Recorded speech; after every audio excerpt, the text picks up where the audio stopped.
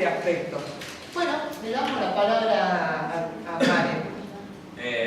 Bueno, chicos, la intención mía de este breve comentario que voy a hacer no es aburrirlos, ya que nos aburrimos suficientemente en clase, ¿no es cierto? Entonces, más que nada yo voy a tratar de abordar un tema actual que nos incumbe a todos como ciudadanos, ¿no es cierto? Y como parte de un proyecto de nación que nosotros tenemos hoy en día. Bueno, el tema, como dice en el programa, es la criminalización de la protesta social. ¿Esto qué quiere decir? Básicamente es esto: cuando algún sector de la sociedad o algún grupo gentilicio tiene algún problema que refleja su necesidad, digamos, y sale a la calle o cualquier ámbito a reclamar lo que cree que es justo, la fuerza de represión o de control estatal rápidamente se abalanza sobre estos grupos para tratar de restablecer el control, en otras palabras, ¿cierto?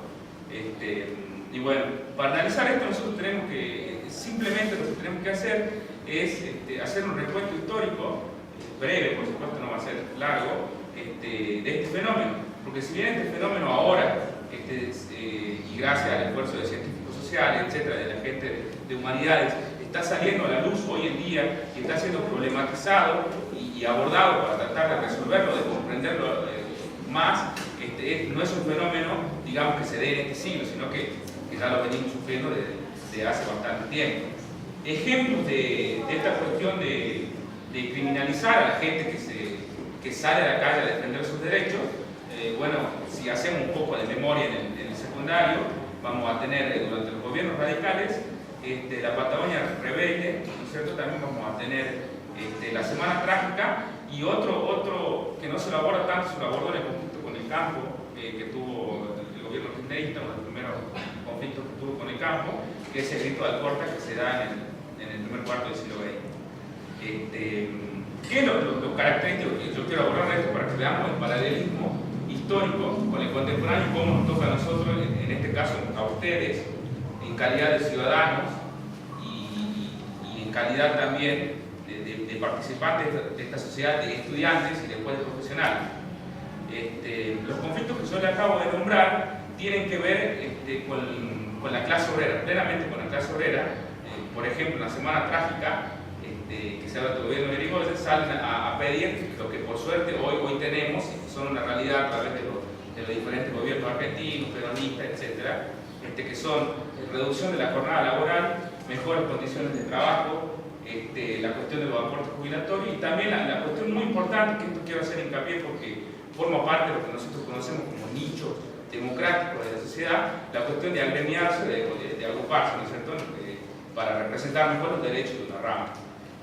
Eso eran lo que las clases desposeídas, digamos, las clases subalternas o populares que tiene todo sistema social, pide siempre, y es lo que pidió siempre aquí en la República Argentina, ¿cierto? El gobierno que deja salir estas clases subalternas, estas clases populares a la luz, vendría a ser el gobierno peronista. Incipientemente lo hizo Irigoyen, pero se hizo un poco durante el gobierno peronista, ¿cierto?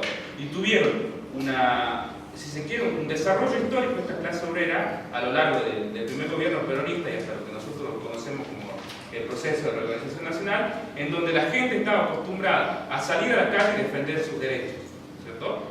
Bajo la ideología que sea. Es decir, acá lo que interesa es que nosotros como sociedad, en nuestra historia como argentinos y hoy, defendemos nuestros derechos. No importa si sos sindicalista, no importa si sos anarquista, no importa si sos comunista, si sos socialista, etcétera, no importa. Lo importante es salir y participar por el proyecto de nación que nosotros queremos, ¿no? Pero esto molesta a la gente. Y esto le molesta a ustedes, saben, principalmente a las autoridades, sea en el ámbito que sea, ¿cierto? Por eso es que, como recién hablaba el profesor, como recién hablaba la hermana, va la gente y reprime. Va la policía y reprime. Porque no, es decir, sería como una anomalía en el sistema que la gente trate de defender sus derechos. Y acá también quería tocar otro tema, porque el tema de la criminalización de la protesta social, esta cuestión de tratar como criminales a gente que lo único que hace es defender sus derechos, viene de la mano con la militarización de la sociedad. Porque muchas veces se confunde cuando yo lo escuchaba, cuando recién debatían, bueno, hay inseguridad, ¿qué hacemos? Abramos el cupo para 1000, 2000 policías más. Y no es la cuestión esa, ¿cierto? Eso solamente lo que hace, si nosotros remembramos alguna enseñanza de Foucault, lo único que hace es agrandar el aparato de represión estatal para que el día de mañana esa gente que salía a protestar, en vez de ser apaleada por 1000 policías, sea apaleada por 2. Entonces lo que estaría bueno es que, como decía la hermana, se trate de formar al cuerpo de policía que está presente, que vea de cómo trabajar conjuntamente con el Estado para tratar esa futura criminalización desde la raíz, desde cuando son chicos, ¿cierto? Entonces ver cómo encaja tanto el aparato represivo, que no tendría que ser represivo sino de control, con las instituciones estatales para tratar de que ese criminal a los 16, 17, 18 años, criminal entre comillas digo, sea formado de alguna manera que pueda participar en el proyecto de nación. Y ahora voy a otro punto importante: ¿cómo lo involucra a ustedes? ¿Cómo me involucra a mí? ¿Cómo lo involucra a esto de la criminalización de la protesta social? En mi época de estudiante yo participé en el centro de estudiantes, ¿no es cierto? Y hemos hecho, como éramos docentes, nosotros nos manifestábamos por las malas condiciones institucionales que teníamos, ¿no es cierto?, tanto curriculares como edilicias. Nos manifestamos de manera pacífica. En principio esto quiere decir, como sostienen las democracias liberales, digamos, todos nosotros acá constitucionalmente tenemos el derecho a protesta, pero tenemos que protestar en la vereda, digamos. No podemos vulnerar el derecho de circulación de la otra persona. Entonces las democracias liberales constitucionales lo que dicen es: está bien, nosotros le otorgamos el derecho a la protesta, pero ustedes no me van a protestar en la calle. Si ustedes van a protestar donde yo les digo que van a protestar, en donde nos molesta. Entonces ahí no te escucha nadie, ¿cierto? Eso es para que ustedes desmitifiquen un poco esta idea del piquetero que no nos deja llegar al trabajo, etc. Ese piquetero está ahí, y no digo que sea en todos los casos, está ahí porque no lo escuchan, está ahí porque es la única manera de ser escuchado. Yo le digo esto porque nosotros tuvimos que cortar, por ejemplo, la avenida Entre Ríos, que iba muy en contra de nosotros, pero lo tuvimos que hacer, y ahí recién vinieron los medios, ahí recién vino el ministro, y se acercaron gente del partido político a ver qué podían hacer. Después de 10 años que nosotros estábamos viendo un laboratorio de química para que los chicos no estén hacinados, todo ahí, y mejores condiciones en el baño de higiene, ¿no es cierto? Entonces, y nosotros no éramos piqueteros, ustedes me ven como parezco un piquetero. Yo es decir, no es mi intención ir a cortar, tampoco quiero parecer prejuicioso, ir a cortar una calle, pero es decir, no te dejan otra.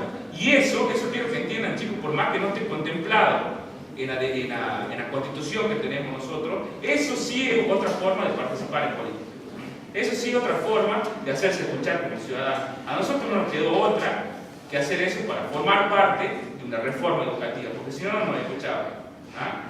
No nos quedó otra forma de participar, lamentablemente, y tuvimos que hacer eso, y así ampliamos lo que se conoce como la ampliación de la participación política, que es por lo que luchan todas esas personas que se manifiestan constantemente. Para la gente de Uruguay, el profesorado donde él estudiaba queda en la calle del Río, donde se va al Gran Bur, donde van todas las autoridades, los gobernadores, todo, y a San Lorenzo, que es un barrio, una villa, ¿no?, donde hay gente que también del poder que vive ahí.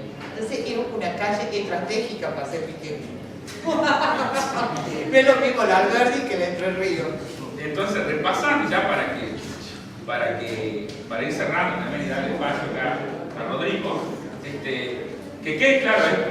El tema era criminalización de la protesta social, y criminalizar la protesta se trata específicamente de esto, es decir, supongamos que un día ustedes, cuando se reciban, tengan que ir a defender un sueldo, una obra social, etc. Se van a manifestar por una causa que ustedes consideran justa, ¿no es cierto? Vienen las fuerzas del control estatal, los reprimen, se llevan a 2 o 3.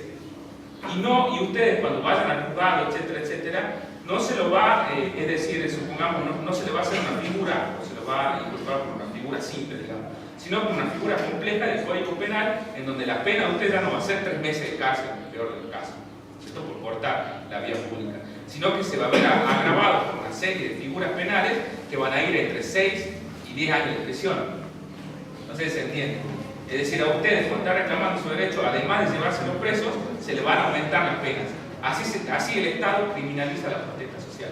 Uno no es un criminal por estar defendiendo su derecho, pero el Estado lo hace ¿para qué? Para generar miedo y que ninguno de ustedes, cuando le suban el sueldo o le saquen la obra social, se vayan a manifestar nuevamente. Es el peligro de la criminalización de la protesta social, Y eso en nuestro país empieza. A mediados del siglo XIX se intensifica con medio. Lo que yo, no es mi idea también de que salgan ustedes de acá y dicen, sí, que a la menor molestia vamos y cortamos la calle. No. Primero se agota la vía legal, una vez que no nos dan respuesta, ahí sí vamos. Pero siempre con esto en la cabeza, con lo que nos puede pasar y con que la idea de hacernos escuchar como del lugar también nos incluye a nosotros en la participación de la nación, porque si no uno no puede participar como ciudadano en el proyecto de promoción de la nación. Yo quiero preguntarle una cosa al profesor, ¿cuánto le pagó a las alumnas? No, eso vale, ¿no?